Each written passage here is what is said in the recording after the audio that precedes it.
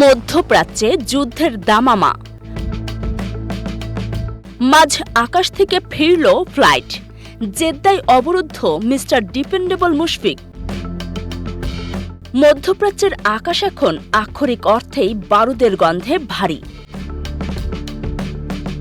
যুক্তরাষ্ট্র ও ইসরায়েলের হামলার চরম প্রতিশোধ নিতে ইরান যখন একের পর এক পাল্টা হামলা চালাচ্ছে, তখন পুরো মধ্যপ্রাচ্য পরিণত হয়েছে এক জ্বলন্ত রণক্ষেত্রে। নিরাপত্তার চরম ঝুঁকিতে একের পর এক দেশ বন্ধ করে দিচ্ছে তাদের আকাশ সীমা, বাতিল হচ্ছে হাজার হাজার ফ্লাইট। কিন্তু আন্তর্জাতিক এই চরম ভূ রাজনৈতিক সংকটের ঢেউ যে আচমকা বাংলাদেশের কোটি ক্রিকেট ভক্তের হৃদয়ে এসে আছড়ে পড়বে, তা কে জানত?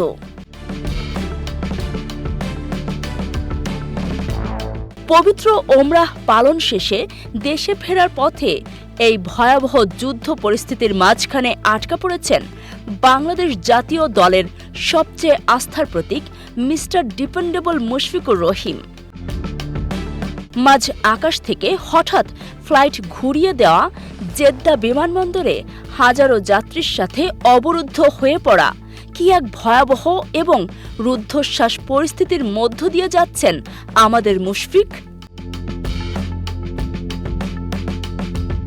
আজ আমরা আপনাদের জানাবো মধ্যপ্রাচ্যের এই যুদ্ধ পরিস্থিতির মাঝখানে আটকা পড়া হাজারো বাংলাদেশির চরম উৎকণ্ঠার ভেতরের খবর।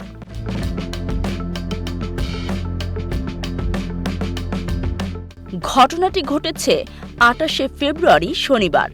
পবিত্র ওমরাহ পালন শেষে দেশে ফেরার জন্য জেদ্দা আন্তর্জাতিক বিমানবন্দরে এসেছিলেন মুশফিকুর রহিম। পরিকল্পনা ছিল দুবাই হয়ে ঢাকায় ফেরার।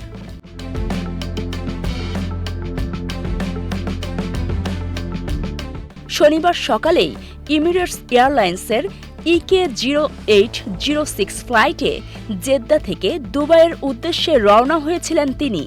কিন্তু বিমান আকাশে ওড়ার কিছুক্ষণ পরই শুরু হয় চরম নাটকীয়তা।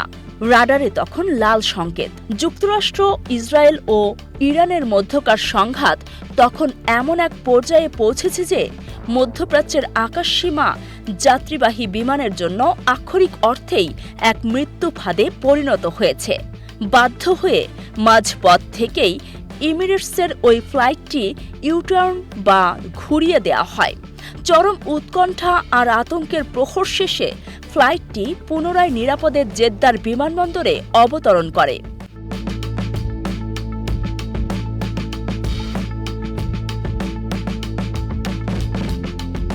মৃত্যুর খুব কাছ থেকে যেন ফিরে আসেন যাত্রীরা। পুরো ঘটনাটি নিশ্চিত করে শনিবার নিজের ভেরিফাইড ফেসবুক পেজে একটি পোস্ট দেন মুশফিকুর রহিম।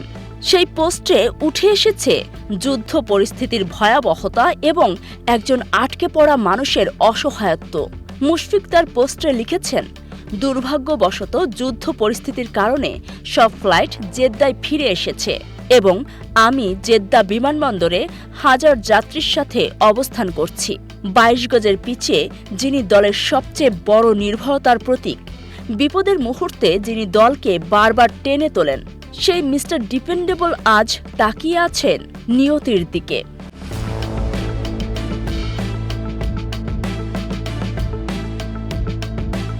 পোস্টের শেষ অংশে তিনি যে কথাটি লিখেছেন তা ছুঁয়ে গেছে কোটি বাংলাদেশের হৃদয়।